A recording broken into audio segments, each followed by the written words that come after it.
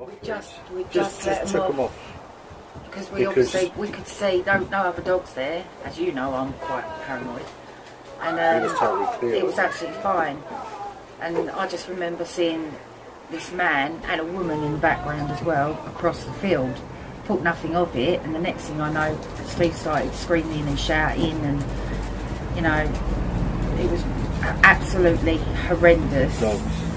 Luckily, the girls were a bit down the way, weren't they? Basically, Bailey was being thrown around like a rag doll, and it wasn't very nice.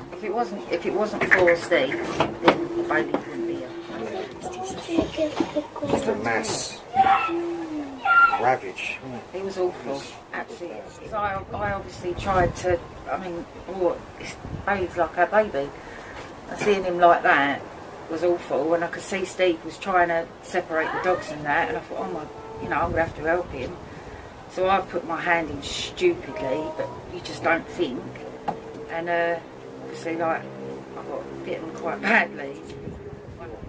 And this man basically, while this was all going on, he just came strolling, literally just strolling across. I'm like this, screaming, like crying, my hand, and Bailey and the girls, obviously. He just came strolling across the field from where he was. Said nothing, did he? He just walked up to the dogs, started kicking them. Yeah, started kicking them. Get off. And then he just walked off, didn't put them on leads or anything, didn't say nothing. These girls were screaming and crying. We didn't know what state Bailey was in at the time. I really didn't know what happened to my hand, to be honest. And because he didn't have them on leads, one of them came back again, didn't they? And started again. So Bailey was getting attacked again. Mummy's hand was bleeding. Was it?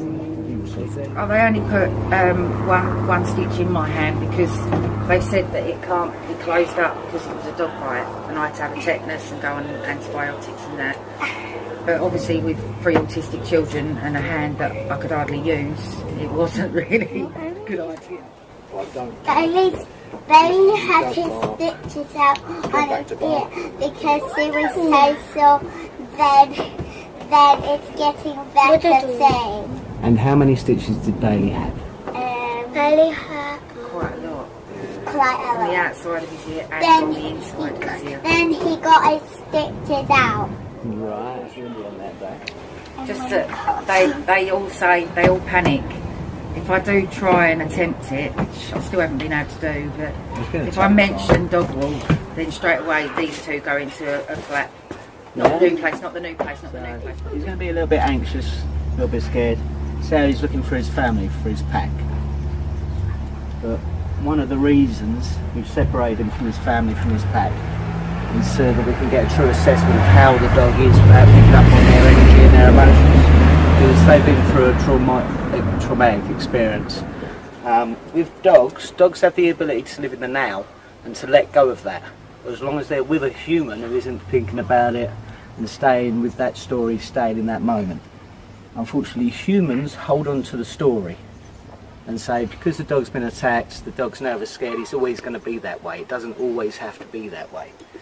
So what I'm trying to do is be a human that shows him, yeah, okay, you've been through a traumatic experience, but it can change and we can move forward. So here we go. At the moment, what I'm doing is an undisciplined walk, just so we can assess him, give him a bit of freedom. He's been attacked by quite a few dogs, he's received quite a few stitches, so I'd like to say we can't feel sympathy for him, we can't be thinking of that. We're looking towards the future and rehabilitation. I've worked with this dog a couple of times before the attack, and he was always slightly anxious, slightly nervous. He did have a little habit of barking at other dogs, charging at other dogs, slightly aggressive way, in a scared, anxious way, trying to keep a large perimeter, very similar to Bear's story, trying to keep a large perimeter, keeping dogs away from him. As you can see by the body language, tail's very low and he is scared, anxious. But this is why I'm doing the undisciplined walk. I want him to forget about his surroundings, get his nose involved, get him back to nature. As the nose gets more involved, it will take over the brain, take over his concentration. Dogs are born. Good boy. Good boy. Scent marking, that's a good sign. He's got to be confident. Can't be too scared to scent mark. Dogs are born blind and deaf. The only thing that works is their nose. And that's why it's so important. It controls 70% of their concentration or 70% of their brain. So as you can see now, see how the tail's lifting? It's coming up a bit more.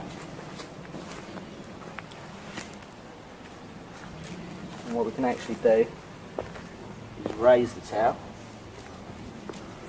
Still a bit anxious, don't want to push him.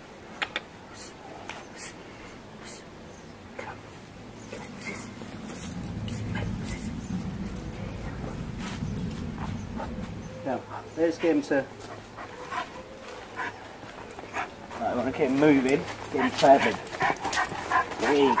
Now, look how the tail's coming up. Still a little low. Come.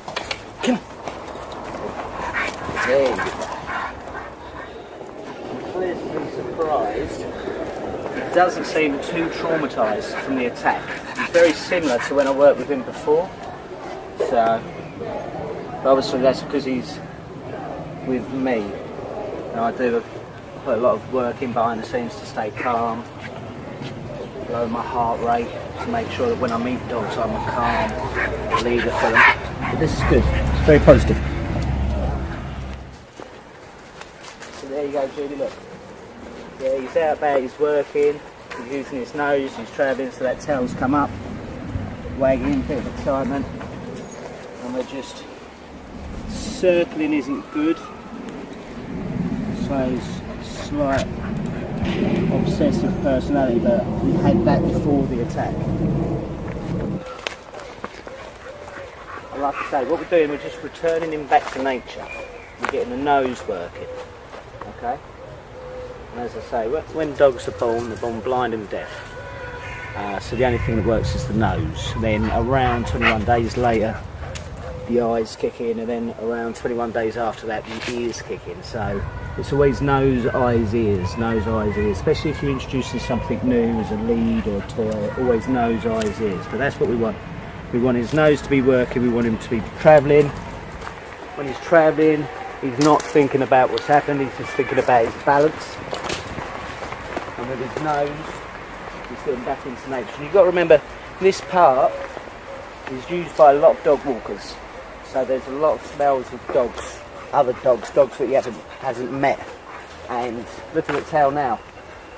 So that's coming up even further. That's it, come. Yes. What we'll do, we've got a couple of people over there, but let's talk to those people. I just want to see how he is around people. Obviously, I'm just trying to see how the dog is around the same. Not aggressive at all. That's all right, not a problem. You stand still, don't try to stroke him, but I'm just trying to assess how he is with strangers and people that he hasn't met. Only take a moment. Hey, listen. Okay, thanks very much. Cheers, mate. Appreciate it. So as you saw, a bit jumpy when the young man went to stroke him, but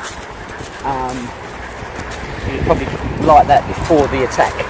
Anyway, as I say, I've worked with this dog a couple of times, and he was anxious, high energy, anxious, nervous, and we were working with the owners to build their confidence around the dog and build the dog's confidence as well. So far all good, all positive, really happy. And what I want to capture is that tail. Capture that tail, come on, please, Matt. And look, Julie, that tail's up, wagging, he's out in the park.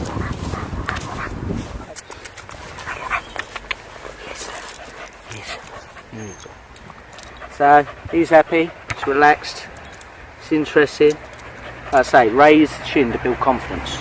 Rather than stroking the head down, always raise the chin. Raise the chin. Yes, he's a good boy. He's good. But for the first assessment, after the attack, after the trauma, I'm very pleased. He doesn't seem to be too traumatised by it.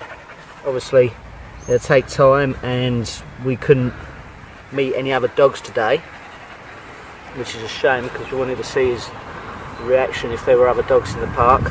But yeah, I'm really pleased. He seems quite confident. As you can see, come here. Come here, good boy. You can see where he was attacked. Come here. On the ear. Come here. That's it. You can see where he was attacked on the ear and on the neck. He received quite a few bite marks there, quite a few stitches, which the photographs will show. But no, he's a good boy. He's young, he's healthy, isn't he? Good boy. Right, brilliant. Right, so we haven't been able to meet a dog in the park as we're coming back. Obviously, dog's behind the fence, so we're just trying to assess how he is, even though there's a fence between them. So how he's moving backwards.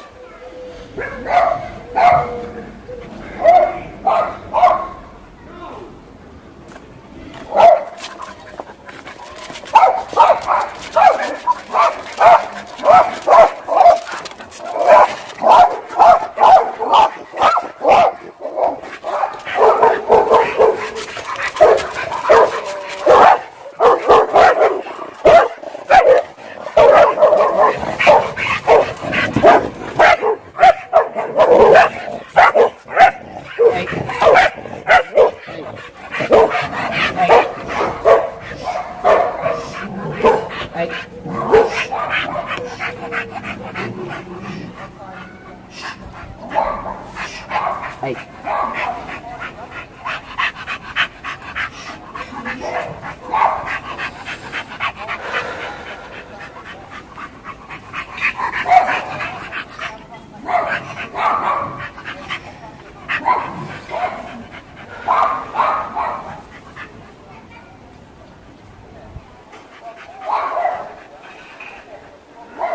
So what we're trying to do is just calm him down, show him a different way to be around dogs. So obviously we've got 4 or 5 different dogs in 3 or 4 different back gardens behind us, but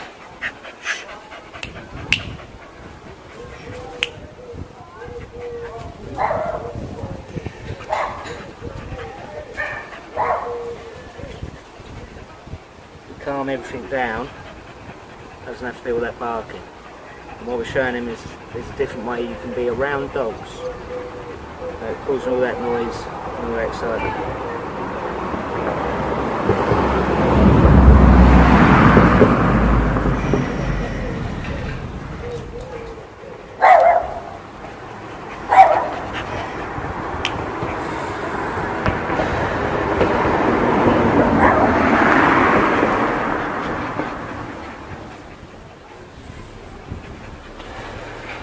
By sending calming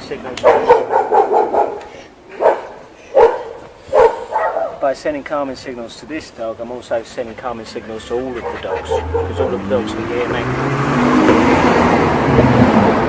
If we give it enough time,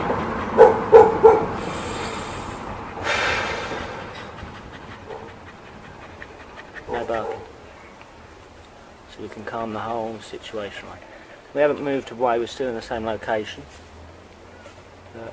By calming this dog down, the other dogs can hear the calming signals that I'm sending this dog, so they know to be calm, and as you can hear, the barking stops.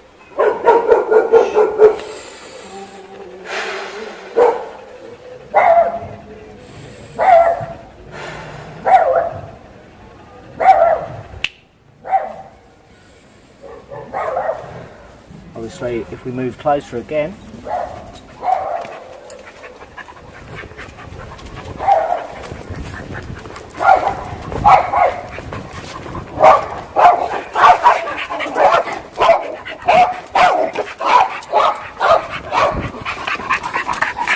you hear his breathing.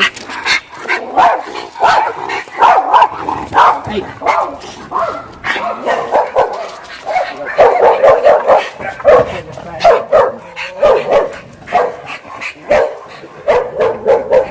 And that Springer Spaniel there, if you come there so you get the spring in the back, please. we've got a Springer Spaniel just behind that fence there, but he's a bit of energy. So by setting this dog calming signals, calming this dog down, we've calmed the Springer Spaniel behind me down, and we've calmed the Jack Russell further down. So now the barking stops once again. This is territorial barking, 3 barks because we're quite close.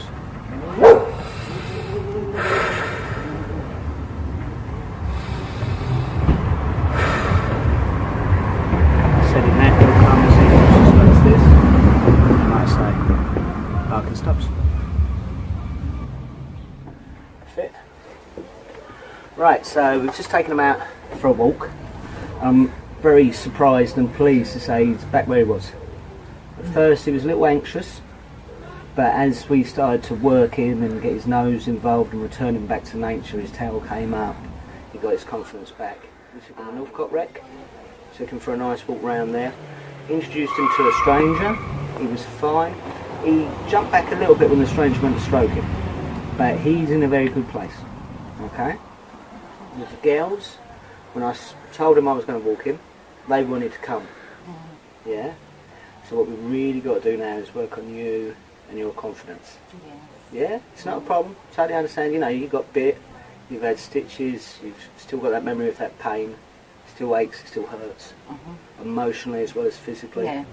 So when you do something and you get that physical pain, that brings back the emotional pain as well. So what I ask you to do is really try to do some meditation, some deep breathing. I can give you a few tips. It's just a case of... Okay, but don't worry, we're not going to rush it, we're not doing it today. Okay, we're going to do it when you feel ready, when you feel confident. But I know you can do it, alright? But it's a case of... Because you said, when the kids are at school, you walk in the dogs, that's your happy place. Yeah. That's where you relax, that's where you chill out, everything like that. And that's what we need to get you back to. Obviously you've had a very negative experience. I'm absolutely petrified. That's being honest, I'm petrified. No, that's what we need honesty. What is it that mainly scares you again? Is it that there might be... Other dogs, and if Bailey gives them the wrong impression, then it's going to start the dogs off. And if there's dogs off the leads, even if I've got Bailey on the lead, I'm petrified. And I keep beating myself up about it, but I can't. No, don't beat yourself up about it. You can't beat yourself up about it. It's good that you're being honest. And the thing is to do is realise that you're scared. But I always say you have to overcome your fears. Yeah? So it's a case of working towards that. How are you just generally with other dogs when you're out and about? If you see another dog... If you haven't got your kids or dogs. Every time I hear a load of barking and things like that, which you do hear quite a bit around here, I just think another dog's getting attacked, or you know. Not so much nightmares, but when it first happened, every time like I closed my eyes and things like that, and my husband said the same, we just couldn't get this out of our heads. It was just, and the worst thing for me was if anything had happened to the girls. That was my biggest fear. I kept thinking back to it, thinking, oh my God, you know, if the girls had been any closer, and you know, if I was a child and witnessed that, it's awful. Kids are a bit like dogs. Kids tend to live in the now. Yeah, they've had a bad experience, but to a certain extent their attention span's so short they don't hold on to it. And what we've got to be very careful as parents and as humans to our pack, our human pack and our animal pack, is that we don't hold on to the story.